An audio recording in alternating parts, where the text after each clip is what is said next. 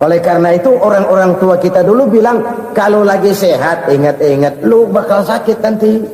Kalau lagi kaya ingat-ingat satu saat kita bakal jatuh miskin. Bahkan kalau lagi muda ingat-ingat kita bakal tua. Dan yang terpenting kalau lagi hidup ingat-ingat kita bakal mati.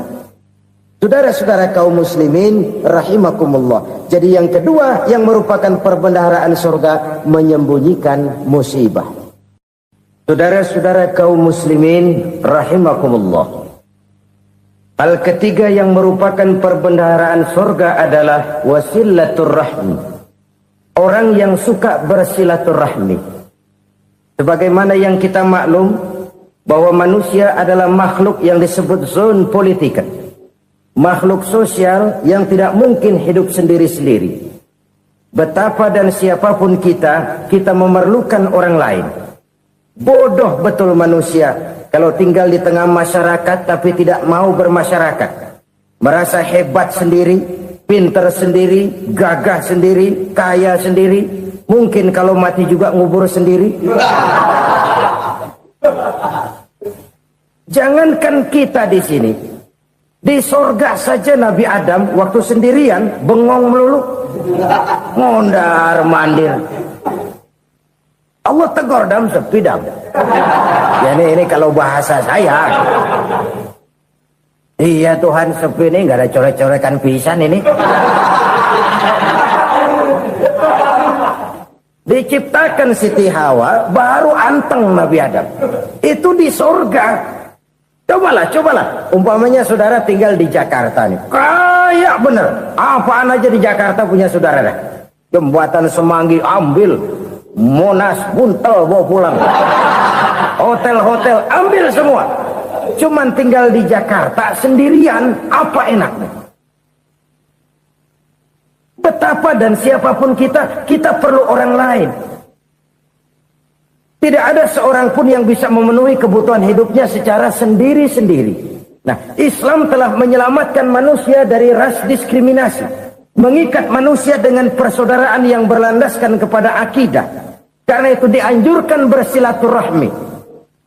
Bahkan Nabi menyatakan, man arada ayyubsata lahu fi rizqihi wa yunsa'a fi atharihi falyasil rahimah. Siapa yang kepengen diluaskan rezekinya dan dipanjangkan usianya, banyaklah ia bersilaturahmi. Siapa yang kepengen dimudahkan rezekinya, hendaknya ia banyak bersilaturahmi. Kalau banyak teman, kesulitan kan paling tidak ada tempat cerita. Udah susah, sendirian kita pikirin diri, nggak ada tempat tukar pikiran. Cepet banget sama bengek. Dilawan sendiri. Nah, secara makro kita bisa berkata, tidak mungkin ada kemenangan kalau tidak ada kekuatan. Tidak ada kekuatan kalau tidak ada kesatuan dan persatuan. Tidak mungkin ada kesatuan dan persatuan tanpa semangat silaturahmi. Kalau umat Islam mau menang, dia harus kuat. Kalau umat Islam mau kuat, dia harus bersatu. Kalau umat Islam mau bersatu, dia harus membudayakan silaturahmi ini. Bahkan sampai-sampai kata Nabi, kalau bisa cari nilai tambah. Apa? Silman qata'at. Bersilaturahmilah kau kepada orang yang marah denganmu. Masya Allah, indahnya ajaran agama kita. Orang yang marah pun kepada kita, kata Nabi, kalau bisa bersilaturahmilah kepadanya, kepada orang yang marah itu. Di situ nilai tambah. Cuman jujur nih hadis, ngucapinnya gampang, ngamalinnya yang berat banget. Orang marah sama kita disuruh silaturahmi, ada apa malu? Lu marah, ada gua marahan lagi. Gue pikirin. Saudara-saudara kaum muslimin rahimakumullah. Tapi ini yang diajarkan, bahkan ini yang dicontohkan oleh baginda Rasul. Bagaimana begitu mudah, misalnya satu saat Abu Jahal ini ngatur strategi bagaimana bikin Muhammad celaka. Dia gali lubang di depan tempat tidurnya. Dia tutupin daun korma. Terus dia panggil seseorang, ke sini.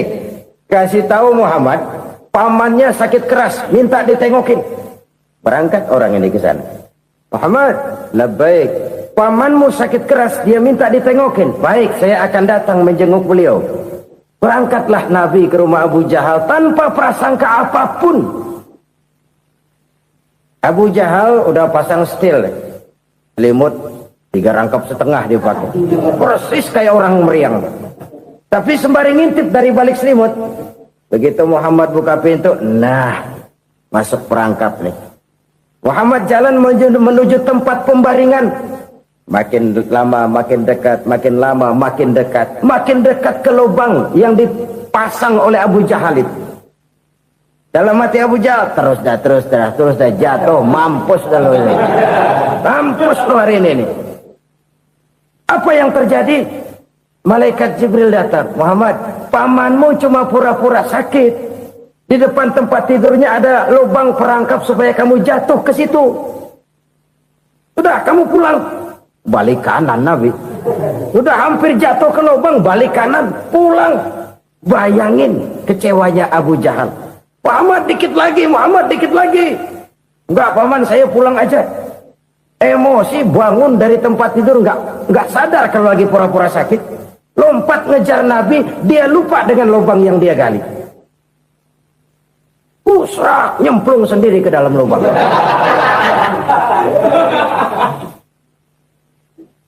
Nabi terus berlalu. Ini terjadi keanehan. Jatuh ke lubang yang dia gali itu sebenarnya nggak terlalu dalam ya, antara 3-4 meteran lah. Tolong saya jatuh ke lubang ini. Datanglah pelayan-pelayannya itu. Angkat saya dari sini. Oh, yang ngulurin tambang. 1 gulung, belum juga nyampe itu tambah. Kurang, beli lagi ke warung. Sambung, ulur lagi, nggak juga bisa sampai. Wah, ini kerjaan Muhammad ini. Tolong, siapa salah seorang kamu ke rumah Muhammad, kasih tahu encangnya kecebur. Minta ditolongin. Sampaikan kepada Rasul. Kenapa? Pamanmu jatuh ke lubang, Muhammad minta tolong diangkatin. Tambang udah nyambung-nyambung nggak nyampe juga. Ya, nanti saya datang, saya tolong. Coba. Nyata-nyata orang berniat jahat mau mencelakakan dia. Datang dia menolong. Ini yang disebut air tuba dibalas air susu ya ini. Bukan sebaliknya. Air tuba dibalas air susu. Paman, kecebur ya? Iya Muhammad, tolong ini. Pegang tangan saya. Nabi ulurkan tangannya. Nyampe. Dipegang oleh Abu Jahal. Diangkat ke atas. Sampai atas. Apa kata Abu Jahal? Sihirmu memang hebat Muhammad. Udah ditolongin dikata sihir. Yang enak kita kemplang kan itu orang begitu. Urusan apa? Tapi inilah akhlak. Kalau bisa kamu bersilaturahmilah dengan orang yang marah kepadamu sekalipun. Orang marah kita tetap baik. So, kalau kita berbuat baik sama orang yang memang baik, rasanya sih biasa-biasa aja. Orang baik kita baik lagi. Ya draw aja, belum ada nilai tambah di situ. Baru ada nilai tambah kalau kita bisa berbuat baik kepada orang yang nyakitin kita. Itu namanya kita setingkat di atas dia. Dia sakitin kita, kita berbuat baik sama dia. Dia pelit sama kita, kita baik sama dia. Dia marahin kita, kita deketin dia. Di situ kita punya nilai tambah. Jadi siapa yang ingin diluaskan rezekinya kata Nabi dan dipanjangkan umurnya, hendaklah ia banyak-banyak bersilaturahmi. Sederhana sebenarnya silaturahmi, tapi silaturahmi membangkitkan semangat kesatuan dan persatuan. Kesatuan dan persatuan melahirkan kekuatan. Dalam matematika 1 ditambah 1 pasti 2. Tapi di tengah masyarakat 1 orang takut ditambah 1 orang takut, hasilnya jadi 2 orang setengah berani. Kenapa setengah berani? Karena udah berdua. Tadi pan takut sendirian. Kalau dia kumpul turu-turu takut lah jadi berani. Kita yang lemah, kita yang tidak berdaya, kita yang miskin, kalau mau kompak bersatu, apa yang nggak bisa kita kerjain? Apalagi tinggal di kota besar, pilihan cuma 2. Bertahan atau minggir. Bertahan atau minggir. Untuk bisa bertahan harus mampu bersaing. Untuk mampu bersaing harus punya keahlian. Keahlian harus ditunjang dengan pendidikan, ditambah oleh kekompakan sebagai umat. Udah miskin mencar mulu, orang injek gitu. Orang nggak pandang urusan apa malu. Oleh karena itu silaturahmi pada hakikatnya merupakan ruh dari ukhuwah yang diajarkan oleh agama kita. Bagaimana Islam menyelamatkan masyarakat manusia dari ras diskriminasi, mengikat manusia, dan tidak ada persaudaraan yang lebih indah selain persaudaraan yang diikat dengan nilai-nilai akidah. Sepanjang orang di jalan Allah, itulah saudara kita. Keluar dia dari jalan Allah, selesailah persaudaraan sampai di situ. Karena itu, kalau ingin menyimpan sesuatu di surga, banyaklah bersilaturahmi. Datang ke rumah ini, datang ke rumah itu, dan lain sebagainya. Itu simpanan kita di akhirat nanti. Ini yang ketiga. Saudara-saudara, yang keempat, perbendaharaan surga itu apa? Wa qawlu la hawla wa la quwwata illa billah. Ucapan la haula wa la quwwata illa billah. Ibadah kan ada yang berat, modalnya besar. Bangun masjid berat, modalnya besar. Bangun rumah sakit berat, modalnya besar. Ada ibadah yang berat tapi modalnya ringan. Misalnya puasa. Puasa itu berat, mengendalikan nafsu. Kalau sekedar nggak makan nggak minum sih enteng, mengendalikan nafsu itu jihad terbesar. Tapi kan modalnya ringan, cuma niat saja. Ini ibadah berat, modalnya ringan. Ada ibadah yang ringan, modalnya juga enteng. Seperti termasuk ucapan la haula wa la quwwata illa billah. Tanpa sadar, la haula wa la quwwata illa billah. Nyelengin tuh di surga. Nyelengin, kita nggak terasa. Nyelengin simpenan akhirat. La haula wa la quwwata illa billah. Nyimpan lagi. Kaget. La haula wa la quwwata illa billah. Nyimpan lagi. Banyak simpenan. Walaupun sebenarnya yang dimaksud di sini adalah kesadaran batin. Bahwa tidak ada daya dan kekuatan kecuali Allah. Itu intinya. Kita memulai pekerjaan disunahkan baca bismillah. Kan begitu. Apa itu? Kesadaran moral. Bahwa ini saya bisa kerjakan. Saya kerjakan ini dengan menyebut nama Allah. Kenapa? Kalau Allah tidak memberikan daya dan kekuatan, mana mampu saya kerjakan ini. Maka saya kerjakan ini dengan menyebut nama Allah. Bismillah. Kesadaran moral. Manusia hanya wajib berusaha, tapi nggak pernah wajib berhasil. Banyak hal-hal yang kalau kita renungkan secara rasio, nggak mungkin. Tapi jadi kenyataan. La haula wa la quwwata illa billah. Tidak ada daya dan kekuatan kecuali bagi Allah semata-mata. Kesadaran moral akan kelemahan dan keterbatasan makhluk bernama manusia. Kadang kita kagum dengan otak, tapi kita sering lupa sama yang bikin otak. Padahal bagaimanapun hebatnya otak, yang bikin otak pasti lebih hebat dari otak. Nggak percaya, silahkan otak-otakan. Inilah kecenderungan.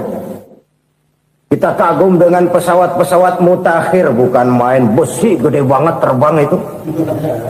Alangkah hebatnya. Lalu apa yang bikin otak tidak lebih hebat dari itu semua? Kita puji laut. Apa yang bikin laut tidak lebih hebat dari laut itu? La haula wa la quwwata illa billah. Tidak ada daya dan kekuatan kecuali Allah. Apa yang bisa kita lakukan? Kalau tidak karena daya dan kemampuan yang diberikan oleh Allah kepada kita. Lahirlah sikap tawadu, rendah hati. Tidak melonjak menjadi angkuh dan sombong. Sadar akan kelemahan dan keterbatasan diri. Sebagai makhluk yang diciptakan oleh Allah subhanahu wa ta'ala. Jadi satu sisi ini ucapan yang berpahala. La haula. Jadi wiridan. Pada sisi lain ini kesadaran moral. Sikap mental, kesadaran batin, bahwa yang punya daya dan kekuatan itu cuma Allah. Kita nggak pantas untuk sombong, sebab sombong itu pakaiannya Allah. Kita nggak sedang pakai pakaian Allah, kegedean.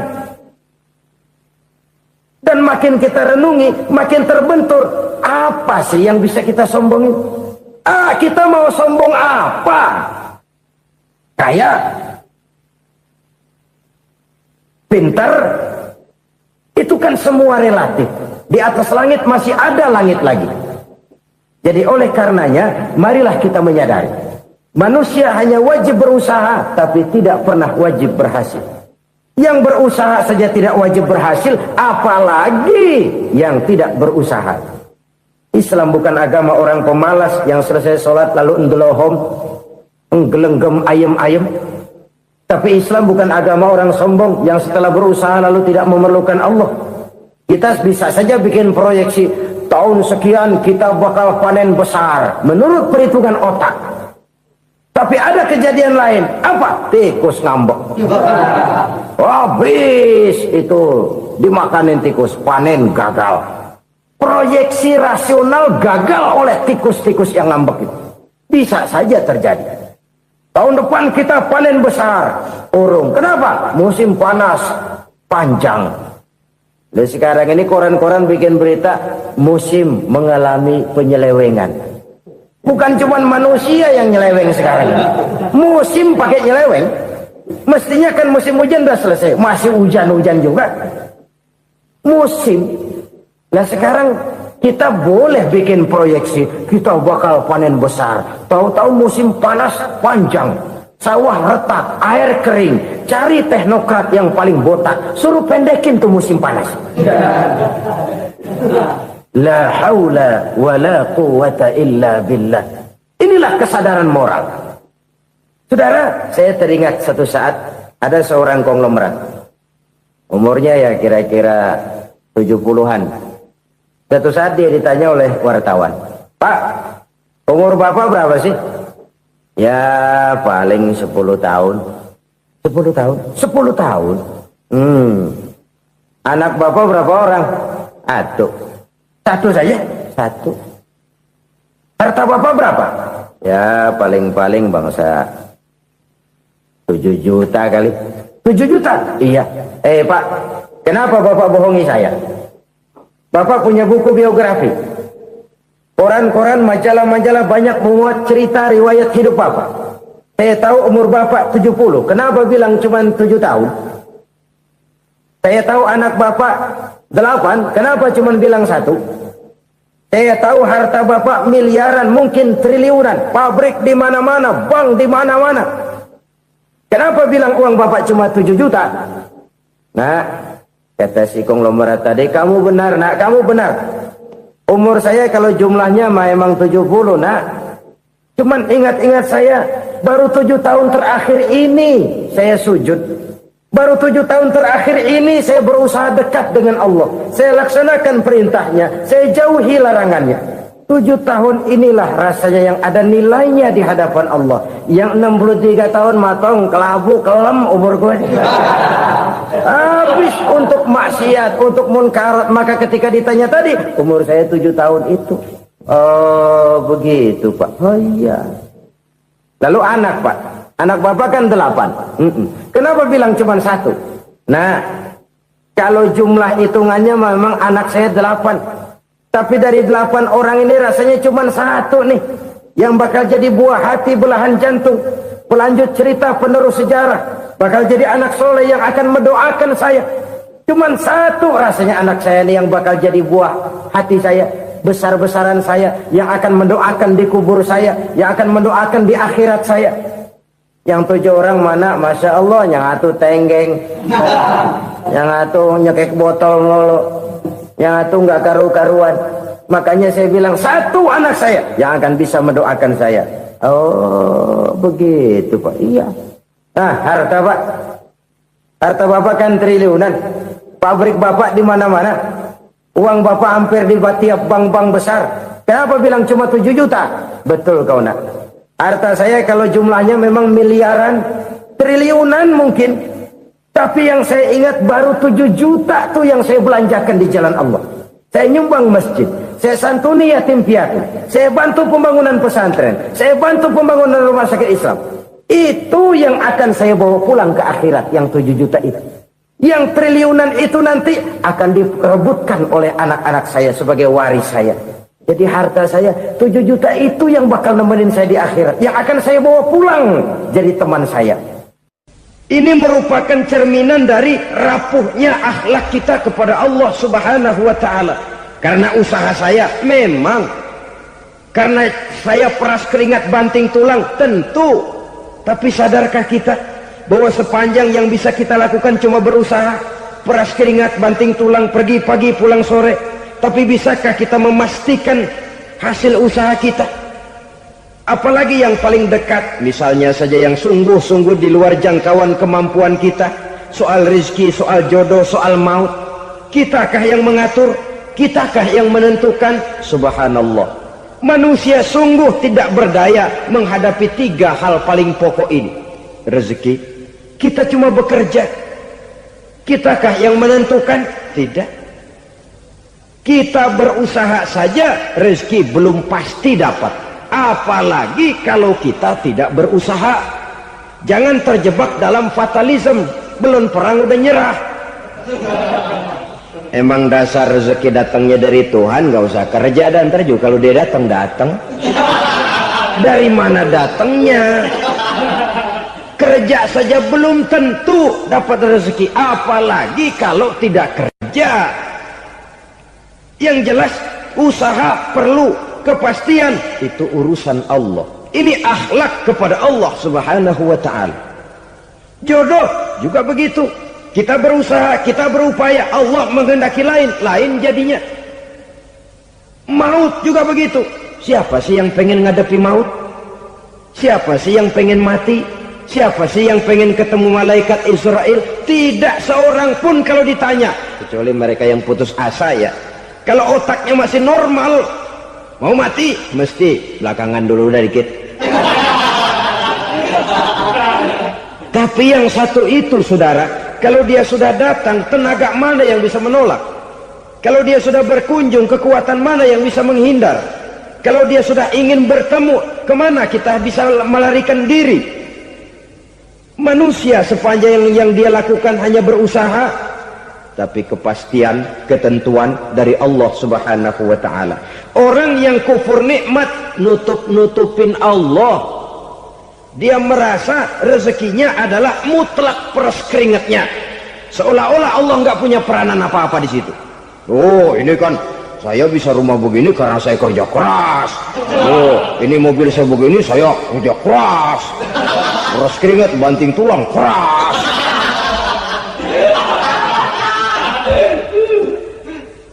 Saudara-saudara kaum muslimin rahimahkumullah, jadi menutupi Allah. Akibatnya nanti kalau dia berhasil, Allah ketutupan. Kalau dia gagal, orang lain dicaci maki, dicari kambing hitam. Kalau kambing hitam kan mahal, karena orang sering cari-cari kambing hitam. Jarang orang mau jujur kalau bertemu kesulitan lalu mencari sebab pada dirinya sendiri. Yang paling enak ya nyalain orang. Lo begitu. Orang lain yang paling enak kita salahin. Au ya'malu fi mukhalafatil mun'im, atau dia melakukan sesuatu yang tidak sesuai dengan kehendak yang memberikannya nikmat. Diberikan kita tangan, mulut sih nggak berhenti, terima kasih Tuhan, alhamdulillah saya dikasih tangan. Cuma nih tangan enteng mat nabokin orang mulut. Itu sudah mukhalafatul mun'im, bertentangan dengan kehendak yang memberikan nikmat. Diberikan harta, mulutnya mah basah, terima kasih Tuhan, alhamdulillah dikasih harta, tapi pelitnya minta ampun, kikir koret medit. Ini juga termasuk kufur nikmat, mempergunakan suatu nikmat bertentangan dengan kehendak daripada yang memberikan nikmat itu sendiri. Saudara-saudara kaum muslimin rahimakumullah, oleh karenanya kufur iman memang lebih bahaya daripada kufur nikmat. Tapi jangan lupa, kufur nikmat bisa menyeret orang kepada kufur iman.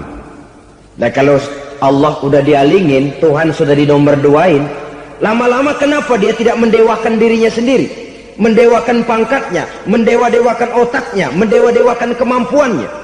Pada awalnya dia memang cuma kufur nikmat, tapi lambat laun kalau ini tidak diobati secara pasti, orang akan mengarah kepada kufur iman. Bisa berbentuk syirik, bisa berbentuk nifak, bisa berbentuk riddah. Saudara-saudara, oleh karena itu menjaga akhlak kepada Allah mutlak penting. Sebab apa? Kita tidak berakhlak kepada manusia saja, kita dikucilkan dari pergaulan. Kalau kita tidak berakhlak kepada Allah, dikucilkan oleh Allah. Hadis qudsi menyatakan, man lam yashkur ala na'mai wa lam yasbir ala balai falyakhruj min tahtis samai falyatlub rabban siwaya. Kata Allah, siapa orang yang tidak mau bersyukur terhadap nikmat yang aku berikan kepadanya dan tidak mau sabar terhadap ujian yang aku berikan kepadanya, falyakhruj min tahtis samai, persilahkan saja keluar dari kolong langitku, waliyatlub rabban siwaya, tolong cari Tuhan lain selain daripada aku. Murka Allah, diusir, cuman gak kedengeran aja. Siapa yang tidak mau syukur terhadap nikmatku, siapa yang tidak mau sabar terhadap ujian yang aku berikan kepadanya, persilakan keluar dari kolong langitku ini, cari Tuhan lain selain aku. Nah, langit Tuhan yang punya, Tuhan kita lawan, diusir dari kolong langit, mau pindah ke kolong mana?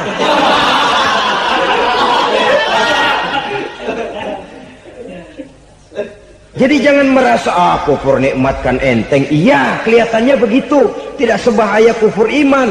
Tapi kufur nikmat ini merupakan anak tangga yang kalau kita sudah mulai naik, kita akan naik terus sampai kepada tingkat di mana kita mengalami kufur iman.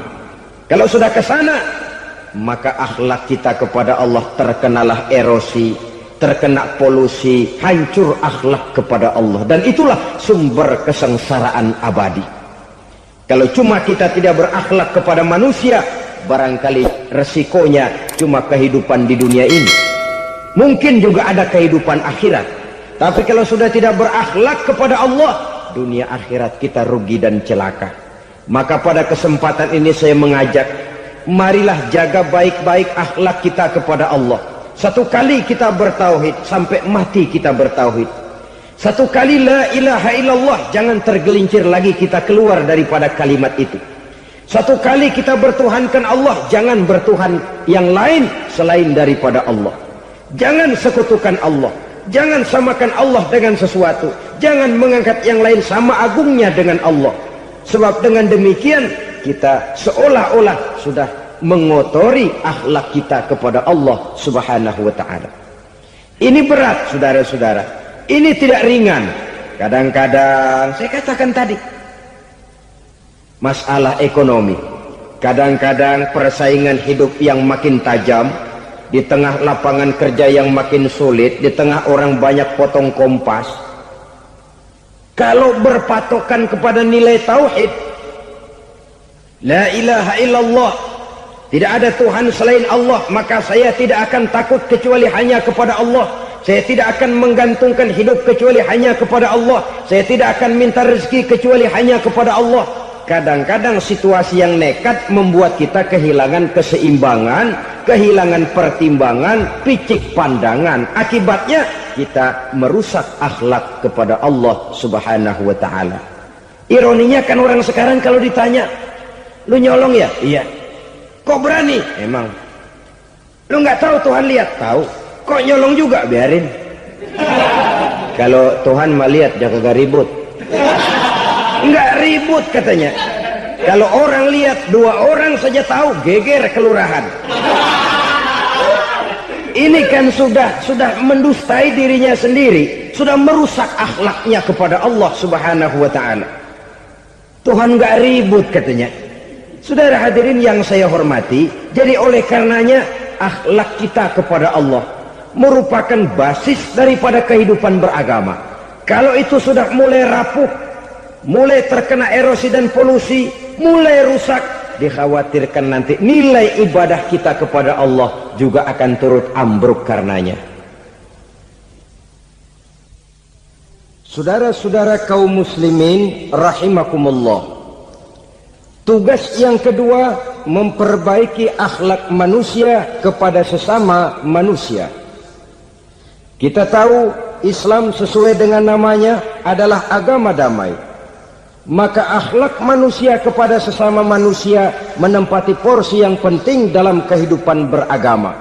bagaimana seorang muslim bergaul bertata krama terhadap sesama manusia. Mari kita lihat lebih jauh persoalannya. Untuk memudahkan pembicaraan dari kacamata agama, kita kelompokkan saja manusia itu dalam dua. Pertama yang seiman, dan yang kedua yang tidak seiman. Yang tidak seiman itu kita sebut saja kufur atau kafir. Nah, kepada yang kafir pun kita diajarkan untuk berakhlak, apalagi kepada yang memang nyata-nyata seiman, sekeyakinan, seakidah. Kemanapun Islam datang, ke negara manapun ia masuk, ia tidak menaburkan kerusakan. Jadi tidak benar kalau orang pernah itu menggambarkan, saking sentimennya seorang orientalis pernah menggambarkan Nabi Muhammad di tangan kirinya Quran, di tangan kanannya pedang, menggambarkan seolah-olah Islam dikembangkan dengan kekerasan. Sebenarnya tidak sama sekali.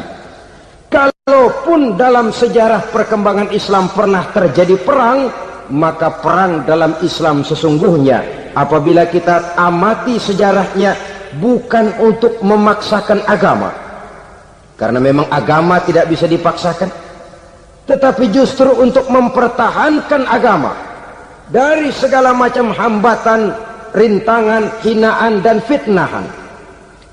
Tapi kemanapun yang jelas Islam masuk, dia tidak pernah membuat kekacauan, kerusuhan, ataupun penghancuran. Candi Prambanan bahkan dipugar, gereja-gereja tidak ada yang dihancurkan oleh umat Islam. Kenapa? Islam agama damai. Soal agama, soal lakum dinukum waliyadin, la ikraha fid din, qad tabayyana ar-rusdu minal ghayy. Tidak ada paksaan dalam beragama, sebab nyata yang benar dengan yang tidak benar. Belum pernah ada orang kafir masuk ke perkampungan orang Islam lalu dikejar-kejar, diteriakin kafir, kafir, sunatin.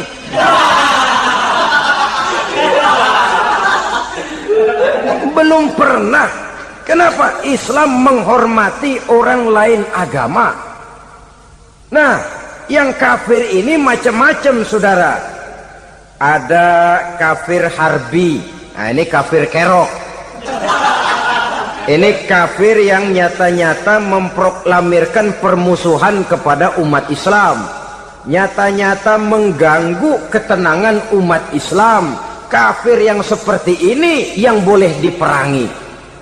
Misalnya kita mau sembahyang Jumat dijagain, nggak boleh sembahyang Jumat, getok palanya. Kafir harbi artinya tantangan perang datang dari mereka, bukan kita yang mulai. Mereka yang buka front. Prinsipnya umat Islam tidak boleh mencari-cari musuh, tapi pun tidak boleh lari kalau ketemu musuh. Musuh jangan dicari, ketemu jangan lari. Karena itu kesan seolah-olah umat Islam ini teroris, umat Islam ini destroyer, umat Islam ini sering menimbulkan keonaran, kerusakan. Sungguh satu fitnahan yang sangat keji. Umat Islam adalah umat yang cinta damai. Islam di masa perkembangannya masuki Eropa melalui Selat Gibraltar, Jabal Tariq, memasuki Spanyol. Islam tidak pernah meruntuhkan gereja. Islam tidak pernah membunuh orang-orang Nasrani. Bahkan Islam mewariskan peradaban dan kebudayaan yang begitu tinggi nilainya di bidang ilmu pengetahuan. Sampai ketika itu Barat banyak mengkaji ilmu pengetahuan dari dunia Islam. Buku-buku berbahasa Arab diterjemahkan ke bahasa Yunani, dipelajari oleh para cendekiawan di negeri Barat sana. Mereka mengambil manfaat yang banyak dari masuknya Islam ke Eropa. Sementara gereja tetap berdiri dengan megahnya. Kuil-kuil tempat peribadatan tidak satupun yang diusik-usik. Kenapa? Islam agama yang cinta damai. Asal dia tidak diganggu, asal kehormatannya tidak dihinakan. Jadi kafir harbi, kafir yang nyata-nyata nantang perang, ngajak berkelahi. Itu kafir yang nyari penyakit. Kafir harbi ini boleh diperangi dengan catatan mereka yang memang mulai. Yang kedua kafir zimmi. Kafir zimmi kafir yang hidup di tengah mayoritas muslim, tapi mereka mau hidup dengan aman, damai, tenang.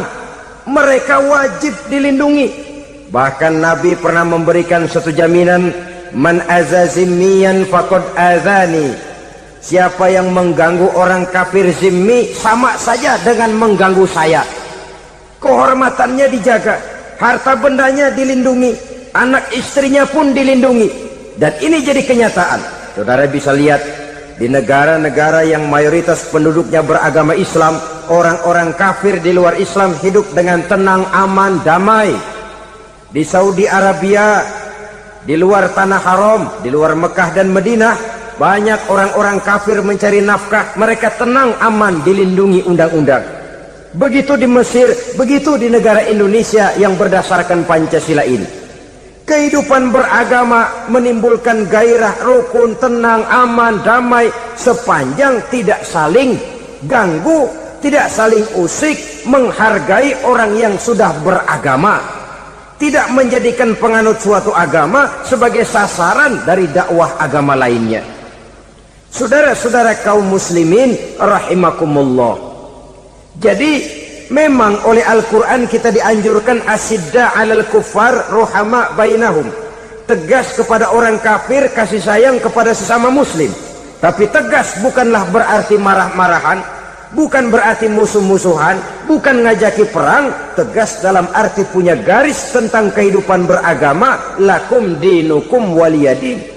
Soal kehidupan sosial, mari kerjasama. Bangun jalan, ayo rame-rame. Siskamling, mari bebarengan. Bikin puskesmas, mari sama-sama.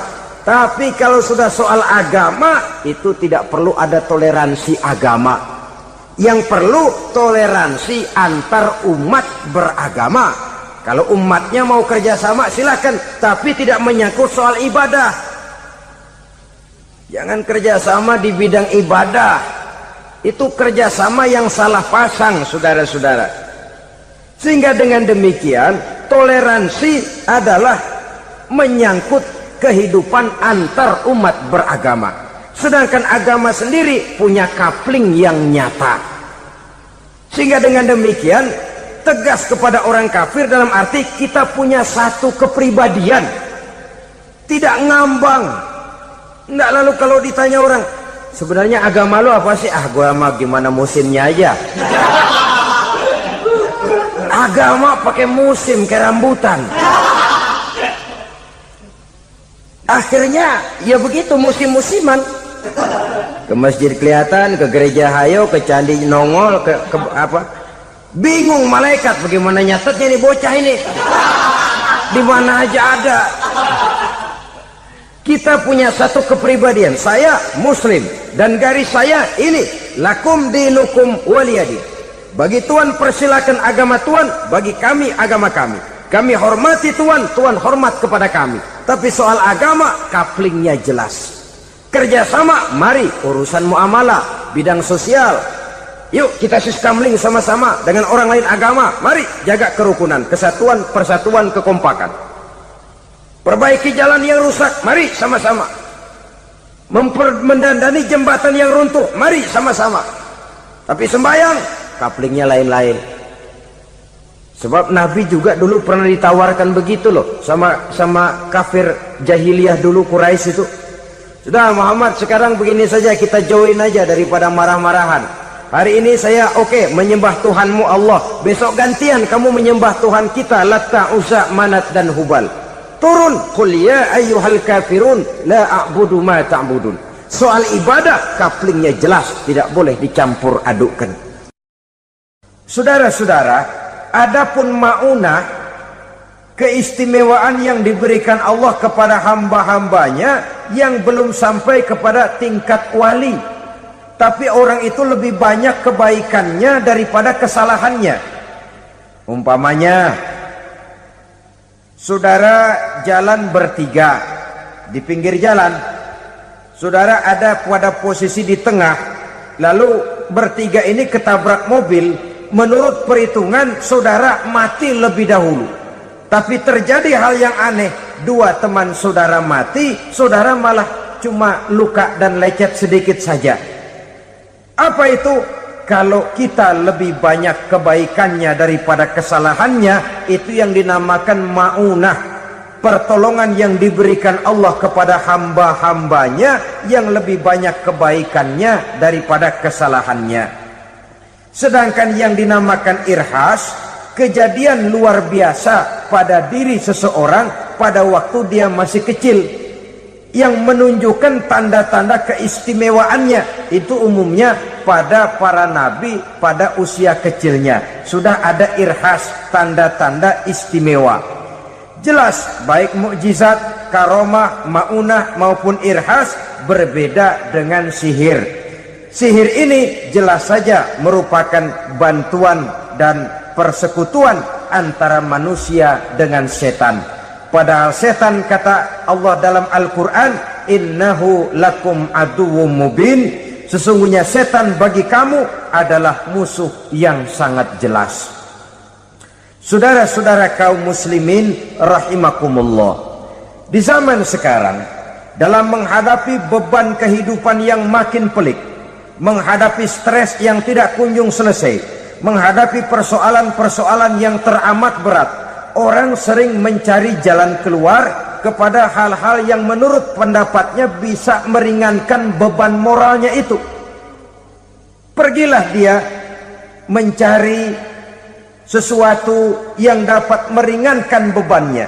Dan tidak jarang yang jatuh ke pangkuan tukang-tukang tenung, ke pangkuan tukang-tukang sihir, yang mereka itu oleh Quran dijelaskan kadzabal munajjimun walau sodaku. Tukang-tukang tenung, tukang-tukang sihir, mereka itu bohong walaupun benar. Maksudnya bohong walaupun benar, artinya kalau yang mereka kerjakan benar, itu sih kebenaran. Benar dengan kebenaran itu lain. Kebenaran, kebetulan bisa, tapi tidak untuk selalu. Apalagi kalau itu sudah membahayakan kehidupan orang lain. Jadi oleh karena itu Nabi berpesan, jauhilah daripada sihir.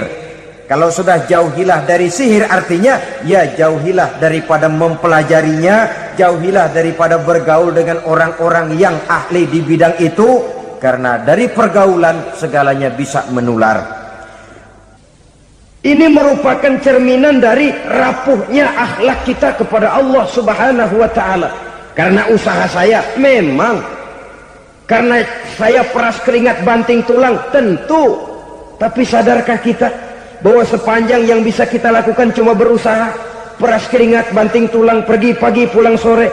Tapi bisakah kita memastikan hasil usaha kita? Apalagi yang paling dekat, misalnya saja yang sungguh-sungguh di luar jangkauan kemampuan kita, soal rezeki, soal jodoh, soal maut. Kitakah yang mengatur? Kitakah yang menentukan? Subhanallah. Manusia sungguh tidak berdaya menghadapi 3 hal paling pokok ini. Rezeki, kita cuma bekerja. Kitakah yang menentukan? Tidak. Kita berusaha saja, rezeki belum pasti dapat. Apalagi kalau kita tidak berusaha. Jangan terjebak dalam fatalisme. Belum perang udah nyerah. Emang dasar rezeki datangnya dari Tuhan, gak usah kerja, dan ntar juga kalau dia datang. Dari mana datangnya? Kerja saja belum tentu dapat rezeki, apalagi kalau tidak kerja. Yang jelas usaha perlu kepastian, itu urusan Allah. Ini akhlak kepada Allah Subhanahu wa taala. Jodoh juga begitu. Kita berusaha, kita berupaya, Allah menghendaki lain jadinya. Maut juga begitu. Siapa sih yang pengen ngadepi maut? Siapa sih yang pengen mati? Siapa sih yang pengen ketemu malaikat Israel? Tidak seorang pun kalau ditanya, kecuali mereka yang putus asa ya. Kalau otaknya masih normal, mau mati mesti belakangan dulu udah dikit. Tapi yang satu itu, saudara, kalau dia sudah datang, tenaga mana yang bisa menolak? Kalau dia sudah berkunjung, kekuatan mana yang bisa menghindar? Kalau dia sudah ingin bertemu, kemana kita bisa melarikan diri? Manusia sepanjang yang dia lakukan hanya berusaha, tapi kepastian, ketentuan dari Allah Subhanahu wa taala. Orang yang kufur nikmat nutup-nutupin Allah. Dia merasa rezekinya adalah mutlak peras keringatnya. Seolah-olah Allah nggak punya peranan apa-apa di situ. Oh, ini kan saya bisa rumah begini karena saya kerja keras. Oh, ini mobil saya begini saya kerja keras. Peras keringat, banting tulang, keras.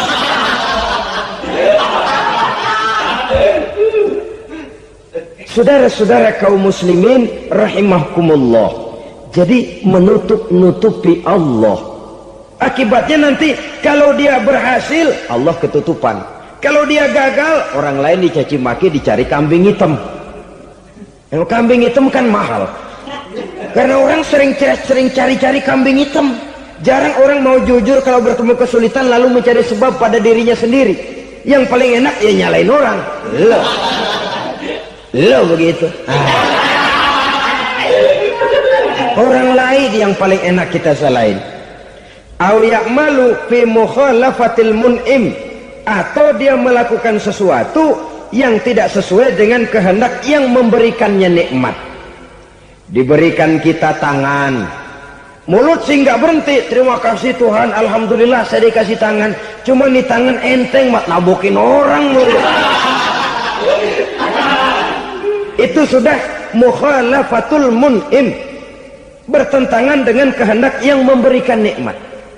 Diberikan harta, mulutnya mah basah, terima kasih Tuhan, alhamdulillah dikasih harta, tapi pelitnya minta ampun, kikir koret medit.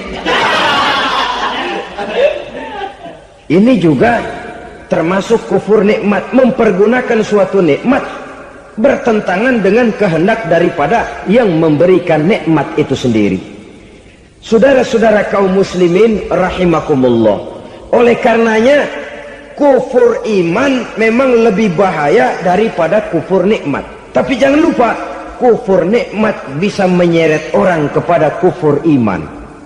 Nah kalau Allah udah dialingin, Tuhan sudah dinomor duain, lama-lama kenapa dia tidak mendewakan dirinya sendiri, mendewakan pangkatnya, mendewa-dewakan otaknya, mendewa-dewakan kemampuannya? Pada awalnya dia memang cuma kufur nikmat, tapi lambat laun kalau ini tidak diobati, secara pasti orang akan mengarah kepada kufur iman.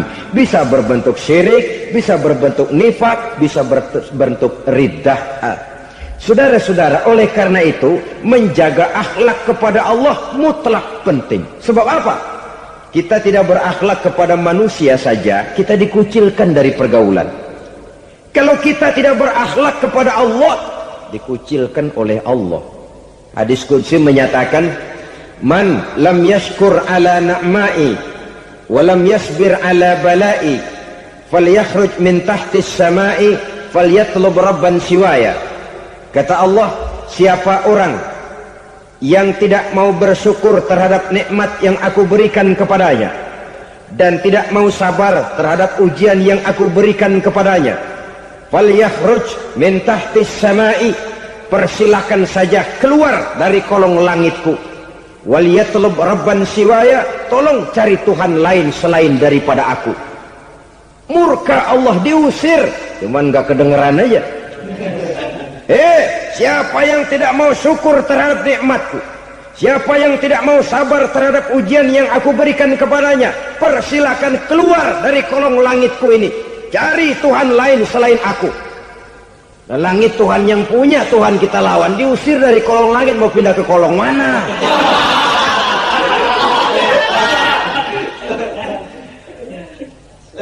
Jadi jangan merasa kufur nikmat kan enteng. Iya, kelihatannya begitu, tidak sebahaya kufur iman. Tapi kufur nikmat ini merupakan anak tangga yang kalau kita sudah mulai naik, kita akan naik terus sampai kepada tingkat di mana kita mengalami kufur iman. Kalau sudah ke sana, maka akhlak kita kepada Allah terkenalah erosi, terkena polusi, hancur akhlak kepada Allah, dan itulah sumber kesengsaraan abadi. Kalau cuma kita tidak berakhlak kepada manusia, barangkali resikonya cuma kehidupan di dunia ini. Mungkin juga ada kehidupan akhirat. Tapi kalau sudah tidak berakhlak kepada Allah, dunia akhirat kita rugi dan celaka. Maka pada kesempatan ini saya mengajak, marilah jaga baik-baik akhlak kita kepada Allah. Satu kali kita bertauhid, sampai mati kita bertauhid. Satu kali la ilaha illallah, jangan tergelincir lagi kita keluar daripada kalimat itu. Satu kali kita bertuhankan Allah, jangan bertuhan yang lain selain daripada Allah. Jangan sekutukan Allah, jangan samakan Allah dengan sesuatu, jangan mengangkat yang lain sama agungnya dengan Allah. Sebab dengan demikian kita seolah-olah sudah mengotori akhlak kita kepada Allah Subhanahu wa ta'ala. Ini berat, saudara-saudara. Ini tidak ringan. Kadang-kadang saya katakan tadi, masalah ekonomi, kadang-kadang persaingan hidup yang makin tajam, di tengah lapangan kerja yang makin sulit, di tengah orang banyak potong kompas. Kalau berpatokan kepada nilai tauhid, la ilaha illallah, tidak ada Tuhan selain Allah, maka saya tidak akan takut kecuali hanya kepada Allah. Saya tidak akan menggantungkan hidup kecuali hanya kepada Allah. Saya tidak akan minta rezeki kecuali hanya kepada Allah. Kadang-kadang situasi yang nekat membuat kita kehilangan keseimbangan, kehilangan pertimbangan, picik pandangan. Akibatnya kita merusak akhlak kepada Allah Subhanahu wa ta'ala. Ironinya kan orang sekarang kalau ditanya, lu nyolong ya? Iya. Kok berani? Emang. Lu nggak tahu Tuhan lihat? Tahu. Kok nyolong juga? Biarin. Kalau Tuhan mah lihat, jangan gak ribut. Nggak ribut katanya. Kalau orang lihat, 2 orang saja tahu, geger kelurahan. Ini kan sudah mendustai dirinya sendiri, sudah merusak akhlaknya kepada Allah Subhanahu wa ta'ala. Tuhan nggak ribut katanya. Saudara hadirin yang saya hormati, jadi oleh karenanya akhlak kita kepada Allah merupakan basis daripada kehidupan beragama. Kalau itu sudah mulai rapuh, mulai terkena erosi dan polusi, mulai rusak, dikhawatirkan nanti nilai ibadah kita kepada Allah juga akan turut ambruk karenanya. Saudara-saudara kaum muslimin rahimakumullah, tugas yang kedua, memperbaiki akhlak manusia kepada sesama manusia. Kita tahu Islam sesuai dengan namanya adalah agama damai. Maka akhlak manusia kepada sesama manusia menempati porsi yang penting dalam kehidupan beragama. Bagaimana seorang muslim bergaul, bertata krama terhadap sesama manusia. Mari kita lihat lebih jauh persoalannya. Untuk memudahkan pembicaraan dari kacamata agama, kita kelompokkan saja manusia itu dalam 2. Pertama yang seiman, dan yang kedua yang tidak seiman. Yang tidak seiman itu kita sebut saja kufur atau kafir. Nah, kepada yang kafir pun kita diajarkan untuk berakhlak, apalagi kepada yang memang nyata-nyata seiman, sekeyakinan, seakidah. Kemanapun Islam datang, ke negara manapun ia masuk, ia tidak menaburkan kerusakan. Jadi tidak benar kalau orang pernah itu menggambarkan, saking sentimennya seorang orientalis pernah menggambarkan Nabi Muhammad di tangan kirinya Quran, di tangan kanannya pedang, menggambarkan seolah-olah Islam dikembangkan dengan kekerasan. Sebenarnya tidak sama sekali. Kalaupun dalam sejarah perkembangan Islam pernah terjadi perang, maka perang dalam Islam sesungguhnya apabila kita amati sejarahnya bukan untuk memaksakan agama, karena memang agama tidak bisa dipaksakan, tetapi justru untuk mempertahankan agama dari segala macam hambatan, rintangan, hinaan dan fitnahan. Tapi kemanapun yang jelas Islam masuk, dia tidak pernah membuat kekacauan, kerusuhan ataupun penghancuran. Candi Prambanan bahkan dipugar, gereja-gereja tidak ada yang dihancurkan oleh umat Islam. Kenapa? Islam agama damai. Soal agama, soal lakum dinukum waliyadin, la ikraha fid din, qad tabayyana ar-rusdu minal ghayy. Tidak ada paksaan dalam beragama, sebab nyata yang benar dengan yang tidak benar. Belum pernah ada orang kafir masuk ke perkampungan orang Islam lalu dikejar-kejar, diteriakin kafir, kafir, sunatin.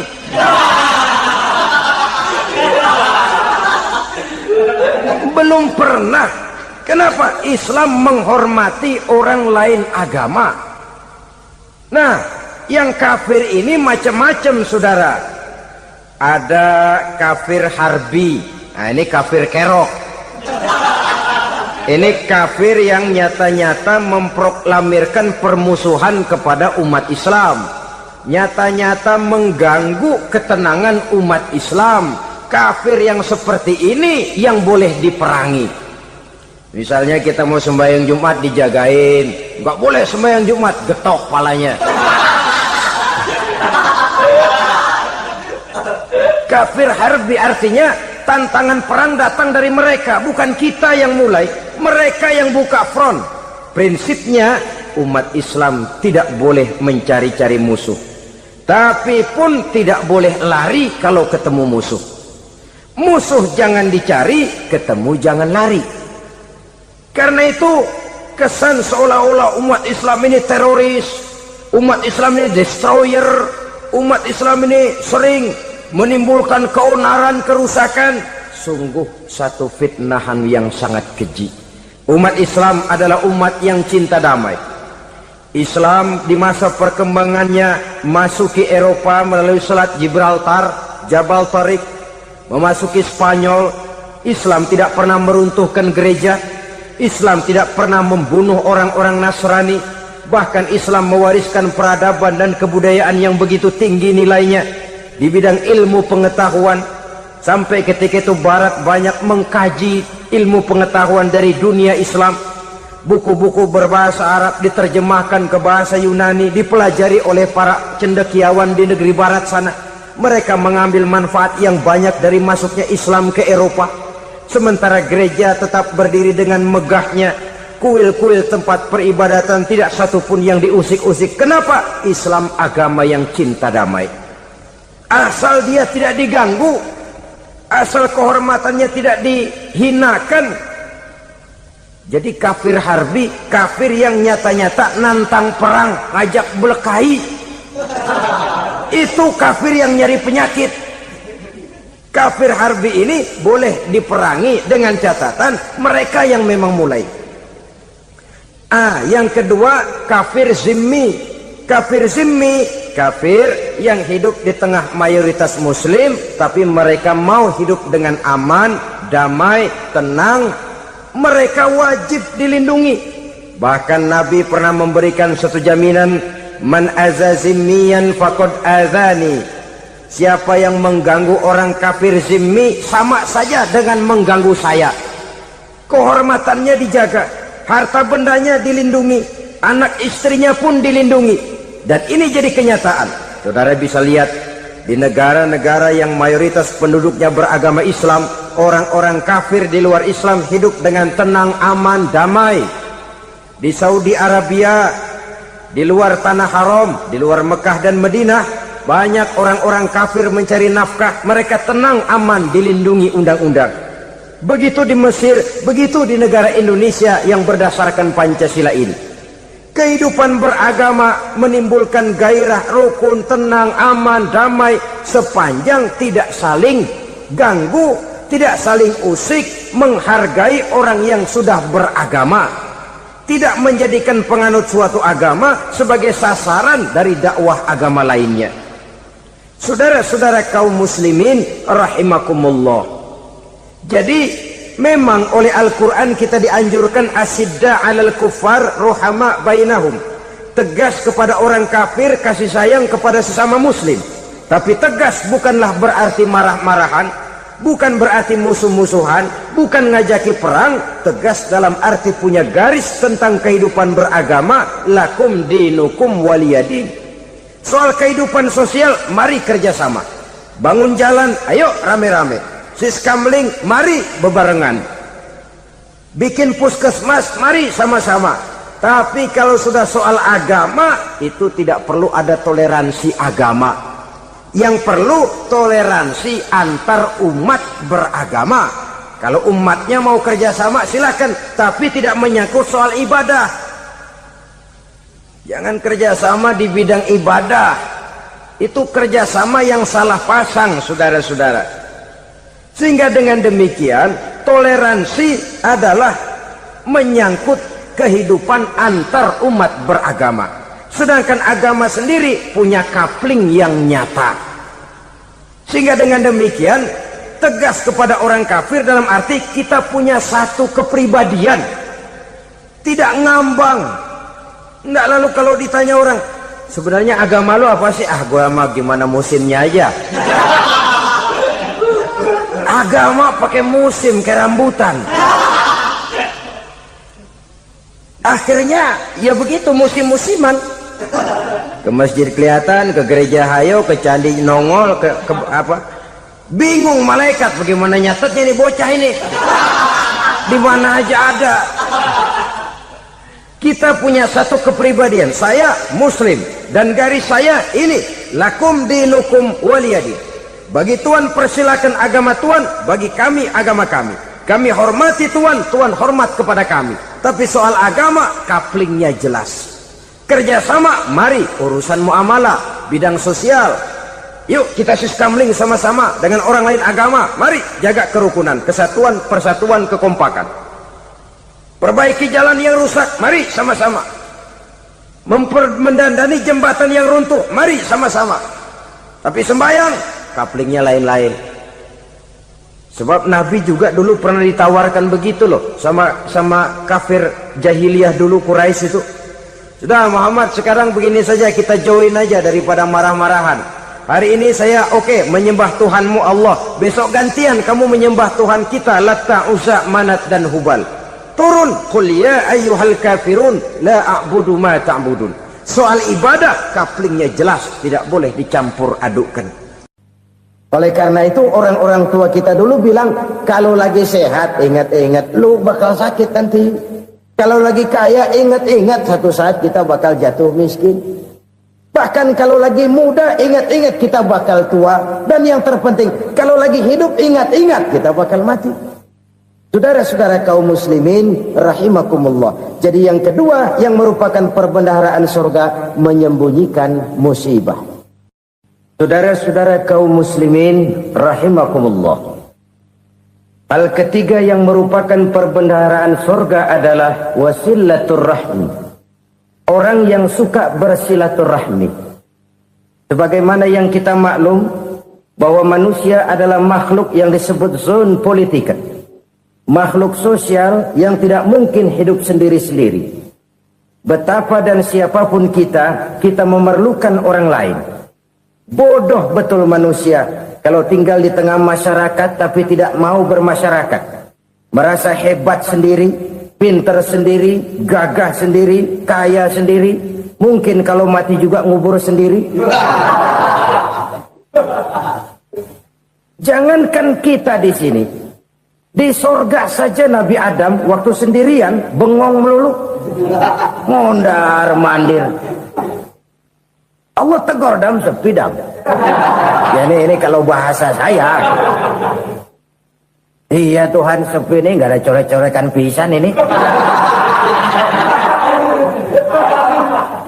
Diciptakan Siti Hawa baru anteng Nabi Adam. Itu di sorga. Cobalah.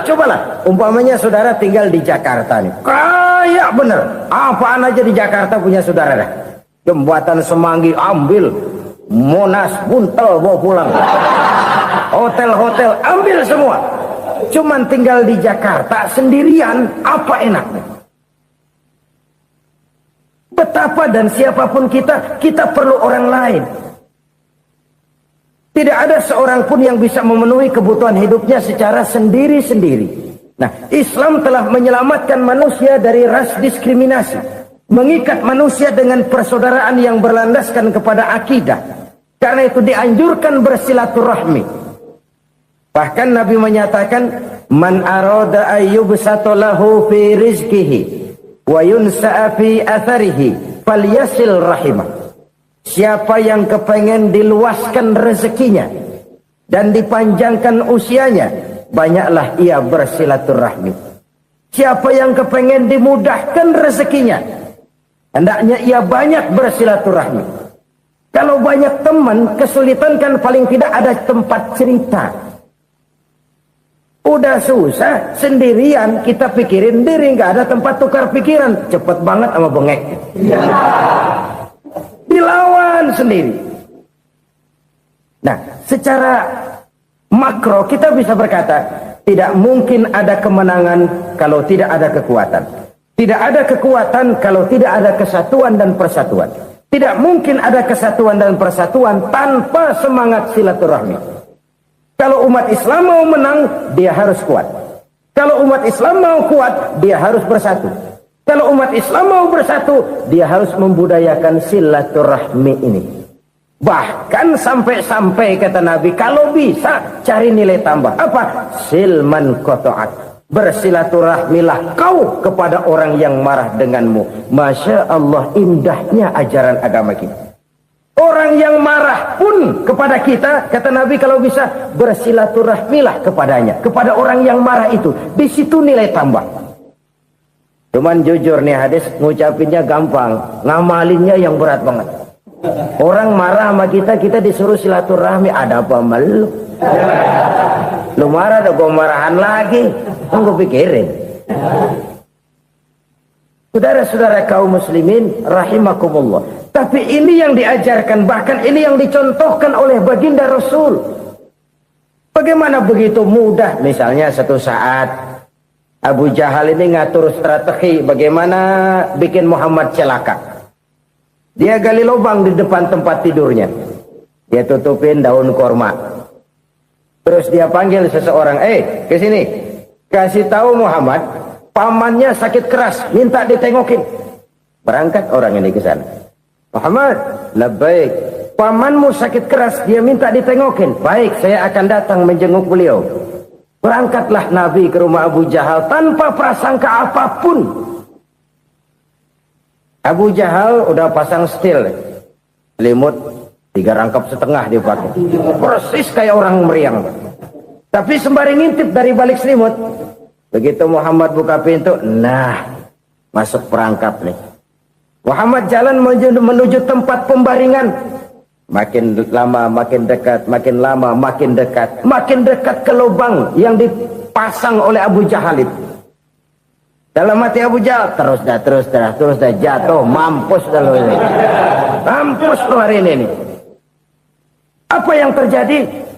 Malaikat Jibril datang. Muhammad, pamanmu cuma pura-pura sakit. Di depan tempat tidurnya ada lubang perangkap supaya kamu jatuh ke situ. Sudah, kamu pulang. Balik kanan Nabi. Sudah hampir jatuh ke lubang, balik kanan, pulang. Bayangin kecewanya Abu Jahal. Muhammad dikit lagi, Muhammad dikit lagi. Enggak, paman, saya pulang aja. Emosi bangun dari tempat tidur, enggak sadar kalau lagi pura-pura sakit. Lompat ngejar Nabi, dia lupa dengan lubang yang dia gali. Pusrak, nyemplung sendiri ke dalam lubang.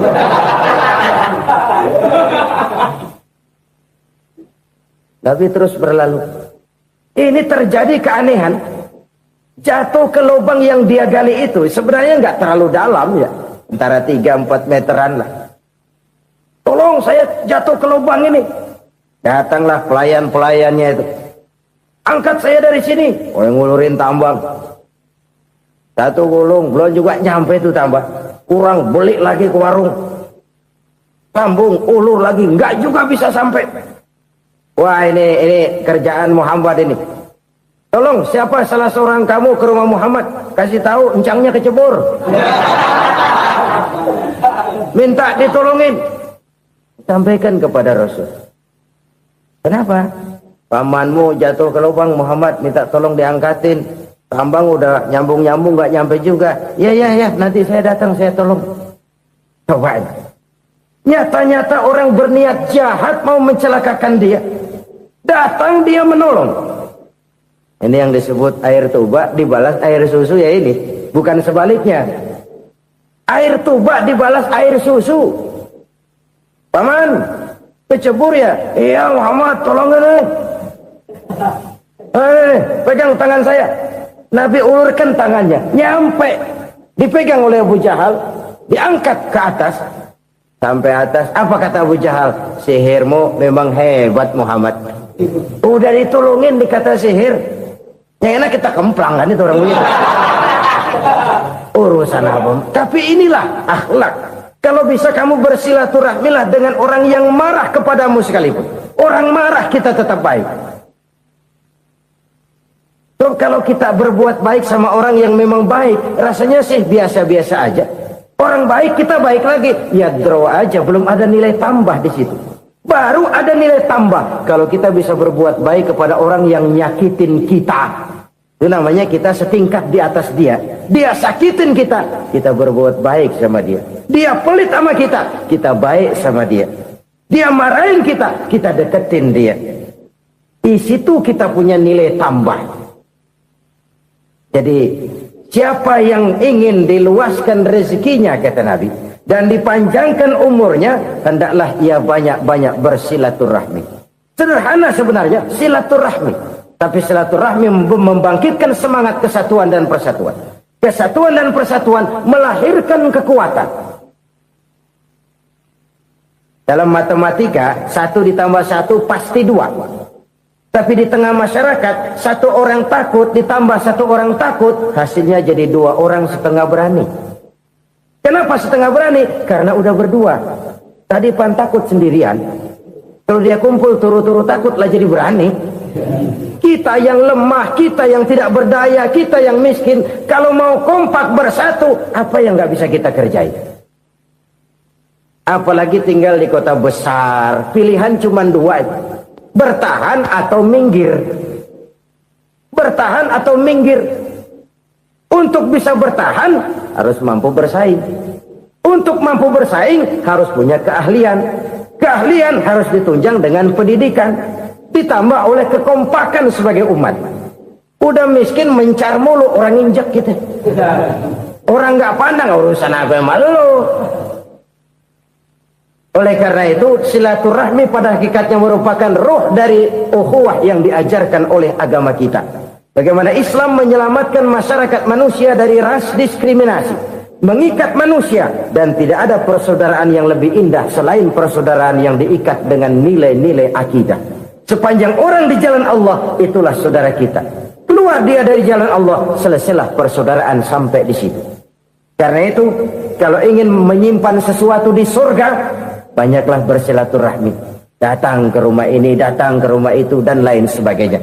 Itu simpanan kita di akhirat nanti. Ini yang ketiga. Saudara-saudara, yang keempat, perbendaharaan surga itu apa? Wa qawlu la hawla wa la quwwata illa billah.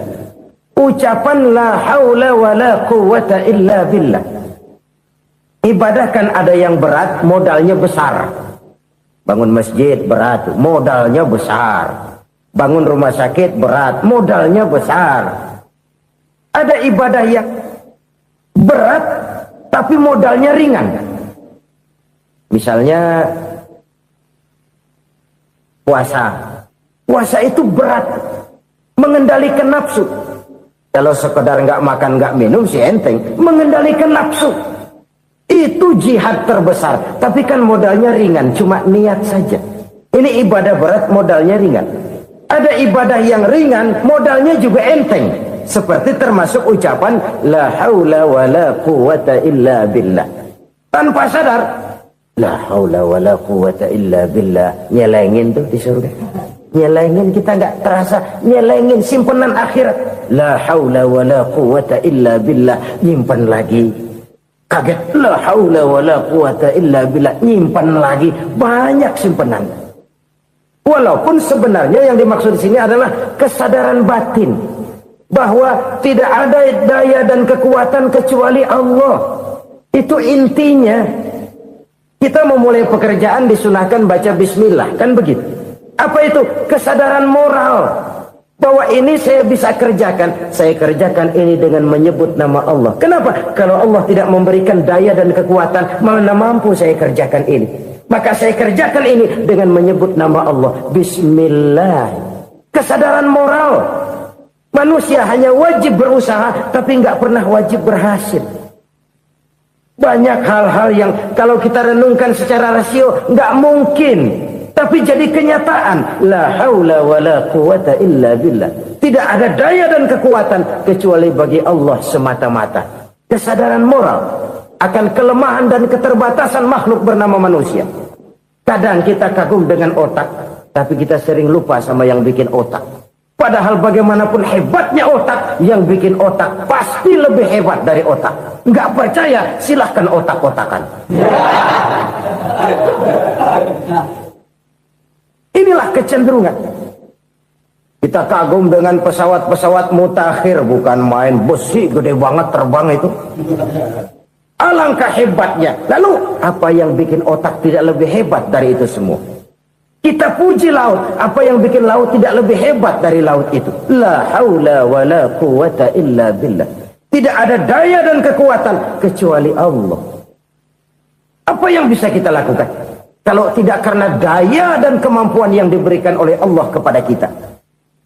Lahirlah sikap tawadu, rendah hati, tidak melonjak menjadi angkuh dan sombong, sadar akan kelemahan dan keterbatasan diri. Sebagai makhluk yang diciptakan oleh Allah Subhanahu wa ta'ala. Jadi satu sisi ini ucapan yang berpahala, la haula, jadi wiridan. Pada sisi lain ini kesadaran moral, sikap mental, kesadaran batin bahwa yang punya daya dan kekuatan itu cuma Allah. Kita nggak pantas untuk sombong, sebab sombong itu pakaiannya Allah. Kita nggak sedang pakai pakaian Allah, kegedean. Dan makin kita renungi, makin terbentur. Apa sih yang bisa kita sombongin? Kita mau sombong apa? Kaya? Pintar? Itu kan semua relatif. Di atas langit masih ada langit lagi.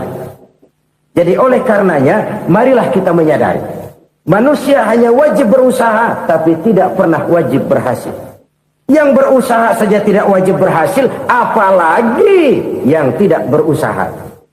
Islam bukan agama orang pemalas yang selesai sholat lalu enggelohom, enggelenggem ayem-ayem.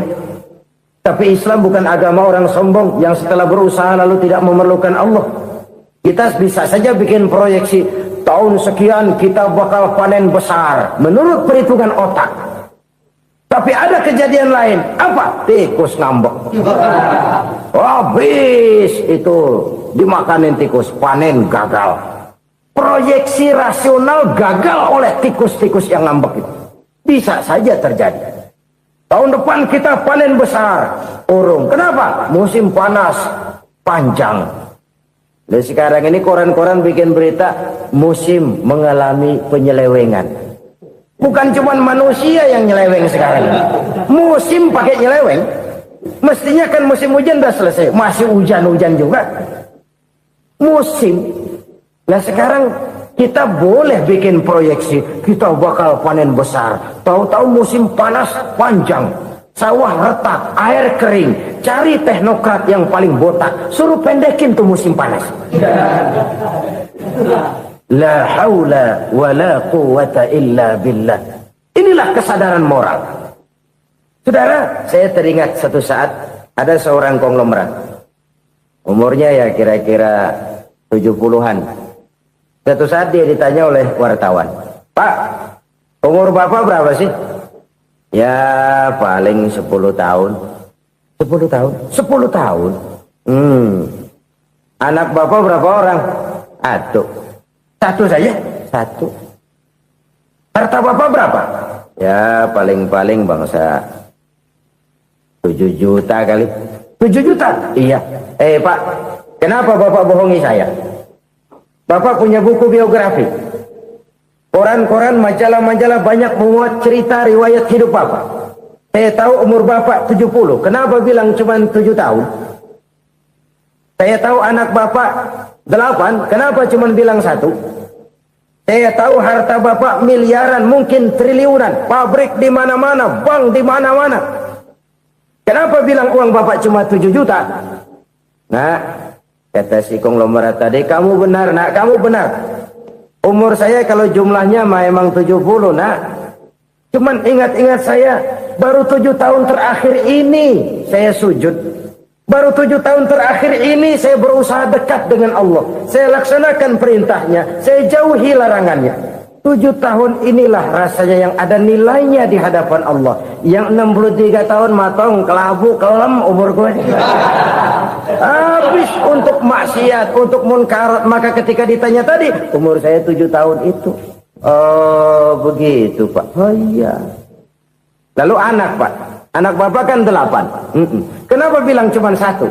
Nah, kalau jumlah hitungannya memang anak saya 8. Tapi dari 8 orang ini rasanya cuma 1 nih. Yang bakal jadi buah hati, belahan jantung.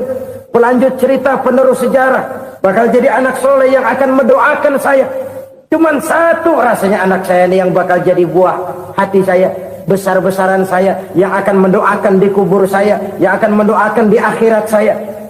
Yang 7 orang mana, Masya Allah, yang 1 tenggeng, yang 1 nyekek botol mulu, yang 1 nggak karu-karuan.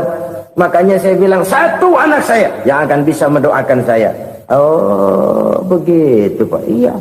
Nah harta Pak, harta Bapak kan triliunan, pabrik Bapak di mana-mana, uang Bapak hampir di tiap bank-bank besar. Kenapa bilang cuma 7 juta? Betul kau nak. Harta saya kalau jumlahnya memang miliaran, triliunan mungkin. Tapi yang saya ingat baru 7 juta tuh yang saya belanjakan di jalan Allah. Saya nyumbang masjid, saya santuni yatim piatu, saya bantu pembangunan pesantren, saya bantu pembangunan rumah sakit Islam. Itu yang akan saya bawa pulang ke akhirat, yang 7 juta itu.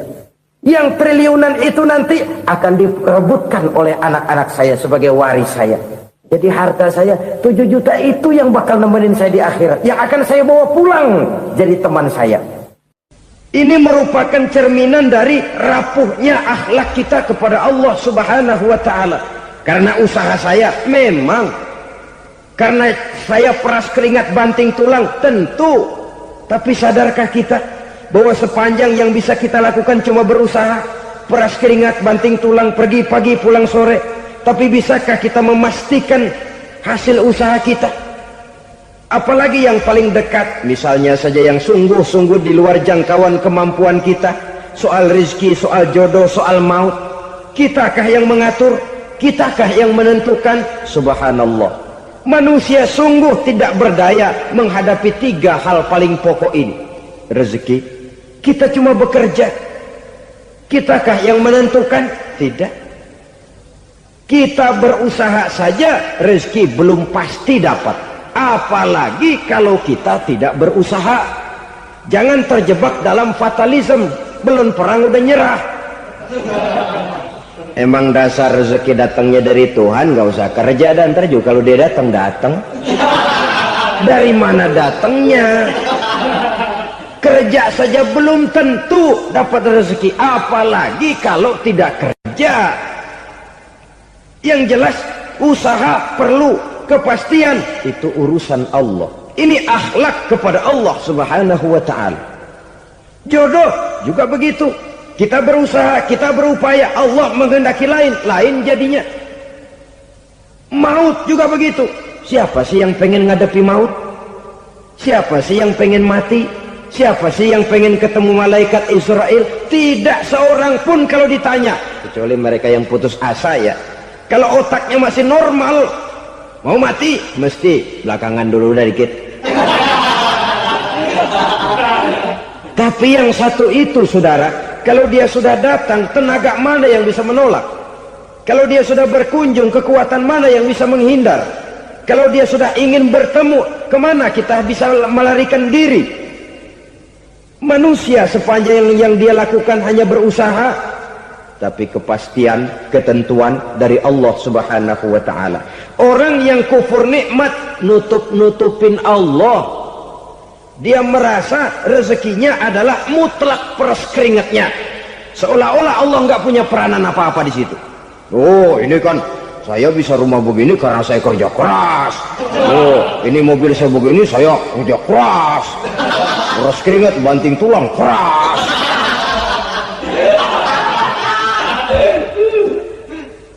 Saudara-saudara kaum muslimin rahimahkumullah. Jadi menutup-nutupi Allah Akibatnya nanti kalau dia berhasil, Allah ketutupan. Kalau dia gagal, orang lain dicaci maki, dicari kambing hitam. Yang kambing hitam kan mahal. Karena orang sering cari-cari kambing hitam. Jarang orang mau jujur kalau bertemu kesulitan lalu mencari sebab pada dirinya sendiri. Yang paling enak ya nyalain orang. Lo begitu. Orang lain yang paling enak kita salahin. Au ya'malu fi mukhalafatil mun'im, atau dia melakukan sesuatu yang tidak sesuai dengan kehendak yang memberikannya nikmat. Diberikan kita tangan, mulut sih nggak berhenti, terima kasih Tuhan, alhamdulillah saya dikasih tangan. Cuma nih tangan enteng mat nabokin orang mulut. Itu sudah mukhalafatul mun'im, bertentangan dengan kehendak yang memberikan nikmat. Diberikan harta, mulutnya mah basah, terima kasih Tuhan, alhamdulillah dikasih harta, tapi pelitnya minta ampun, kikir koret medit. Ini juga termasuk kufur nikmat, mempergunakan suatu nikmat bertentangan dengan kehendak daripada yang memberikan nikmat itu sendiri. Saudara-saudara kaum muslimin rahimakumullah, oleh karenanya kufur iman memang lebih bahaya daripada kufur nikmat. Tapi jangan lupa, kufur nikmat bisa menyeret orang kepada kufur iman. Nah kalau Allah udah dialingin, Tuhan sudah dinomor duain, lama-lama kenapa dia tidak mendewakan dirinya sendiri, mendewakan pangkatnya, mendewa-dewakan otaknya, mendewa-dewakan kemampuannya? Pada awalnya dia memang cuma kufur nikmat, tapi lambat laun kalau ini tidak diobati, secara pasti orang akan mengarah kepada kufur iman. Bisa berbentuk syirik, bisa berbentuk nifak, bisa berbentuk riddah. Saudara-saudara, oleh karena itu menjaga akhlak kepada Allah mutlak penting. Sebab apa? Kita tidak berakhlak kepada manusia saja, kita dikucilkan dari pergaulan. Kalau kita tidak berakhlak kepada Allah, dikucilkan oleh Allah. Hadis qudsi menyatakan, man lam yashkur ala na'ma'i wa lam yasbir ala bala'i falyakhruj min tahtis sama'i falyatlub rabban siwaya. Kata Allah, siapa orang yang tidak mau bersyukur terhadap nikmat yang aku berikan kepadanya dan tidak mau sabar terhadap ujian yang aku berikan kepadanya, falyakhruj min tahtis sama'i, persilakan saja keluar dari kolong langitku, waliyatlub rabban siwaya, tolong cari Tuhan lain selain daripada aku. Murka Allah, diusir, cuman gak kedengeran aja. Siapa yang tidak mau syukur terhadap nikmatku, siapa yang tidak mau sabar terhadap ujian yang aku berikan kepadanya, persilakan keluar dari kolong langitku ini, cari Tuhan lain selain aku. Langit Tuhan yang punya, Tuhan kita lawan, diusir dari kolong langit, mau pindah ke kolong mana?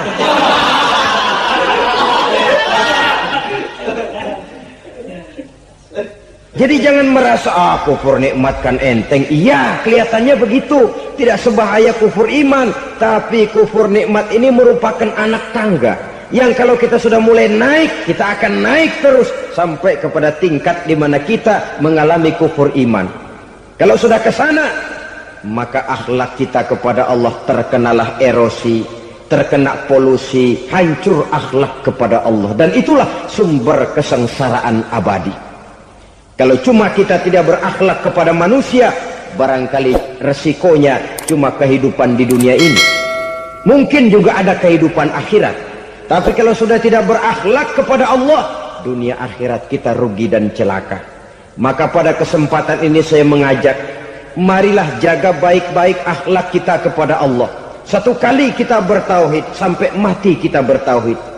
Satu kali la ilaha illallah, jangan tergelincir lagi kita keluar daripada kalimat itu. Satu kali kita bertuhankan Allah, jangan bertuhan yang lain selain daripada Allah. Jangan sekutukan Allah, jangan samakan Allah dengan sesuatu, jangan mengangkat yang lain sama agungnya dengan Allah. Sebab dengan demikian kita seolah-olah sudah mengotori akhlak kita kepada Allah subhanahu wa ta'ala. Ini berat, saudara-saudara. ini tidak ringan. Kadang-kadang saya katakan tadi, masalah ekonomi, kadang-kadang persaingan hidup yang makin tajam, di tengah lapangan kerja yang makin sulit, di tengah orang banyak potong kompas. Kalau berpatokan kepada nilai tauhid, la ilaha illallah, tidak ada Tuhan selain Allah, maka saya tidak akan takut kecuali hanya kepada Allah. Saya tidak akan menggantungkan hidup kecuali hanya kepada Allah. Saya tidak akan minta rezeki kecuali hanya kepada Allah. Kadang-kadang situasi yang nekat membuat kita kehilangan keseimbangan, kehilangan pertimbangan, picik pandangan. Akibatnya kita merusak akhlak kepada Allah Subhanahu wa ta'ala. Ironinya kan orang sekarang kalau ditanya, lu nyolong ya? Iya. Kok berani? Emang. Lu nggak tahu Tuhan lihat? Tahu. Kok nyolong juga? Biarin. Kalau Tuhan mah lihat, jaga ribut. Nggak ribut katanya. Kalau orang lihat, 2 orang saja tahu, geger kelurahan. Ini kan sudah mendustai dirinya sendiri, sudah merusak akhlaknya kepada Allah Subhanahu wa ta'ala. Tuhan nggak ribut katanya. Saudara hadirin yang saya hormati, jadi oleh karenanya akhlak kita kepada Allah merupakan basis daripada kehidupan beragama. Kalau itu sudah mulai rapuh, mulai terkena erosi dan polusi, mulai rusak, dikhawatirkan nanti nilai ibadah kita kepada Allah juga akan turut ambruk karenanya. Saudara-saudara kaum muslimin rahimakumullah, tugas yang kedua, memperbaiki akhlak manusia kepada sesama manusia. Kita tahu Islam sesuai dengan namanya adalah agama damai. Maka akhlak manusia kepada sesama manusia menempati porsi yang penting dalam kehidupan beragama. Bagaimana seorang muslim bergaul, bertata krama terhadap sesama manusia. Mari kita lihat lebih jauh persoalannya. Untuk memudahkan pembicaraan dari kacamata agama, kita kelompokkan saja manusia itu dalam 2. Pertama yang seiman, dan yang kedua yang tidak seiman. Yang tidak seiman itu kita sebut saja kufur atau kafir. Nah, kepada yang kafir pun kita diajarkan untuk berakhlak, apalagi kepada yang memang nyata-nyata seiman, sekeyakinan, seakidah. Kemanapun Islam datang, ke negara manapun ia masuk, ia tidak menaburkan kerusakan. Jadi tidak benar kalau orang pernah itu menggambarkan, saking sentimennya seorang orientalis pernah menggambarkan Nabi Muhammad di tangan kirinya Quran, di tangan kanannya pedang, menggambarkan seolah-olah Islam dikembangkan dengan kekerasan. Sebenarnya tidak sama sekali.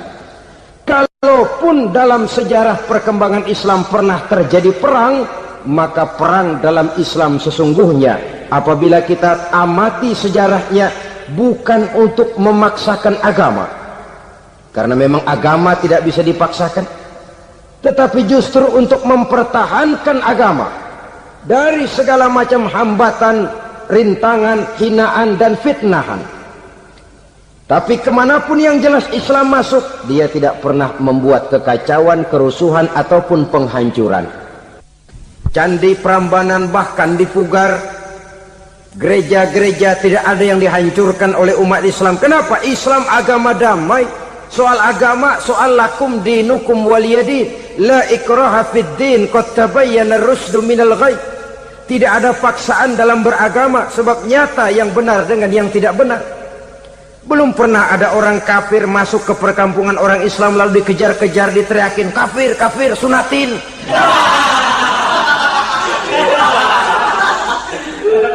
Belum pernah.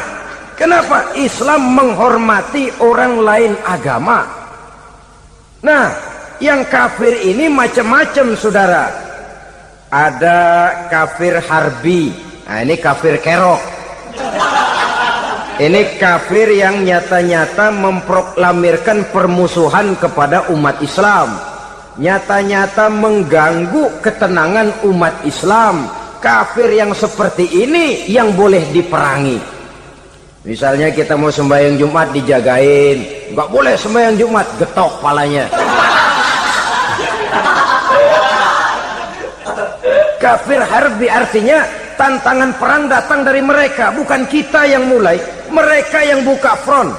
Prinsipnya umat Islam tidak boleh mencari-cari musuh, tapi pun tidak boleh lari kalau ketemu musuh. Musuh jangan dicari, ketemu jangan lari.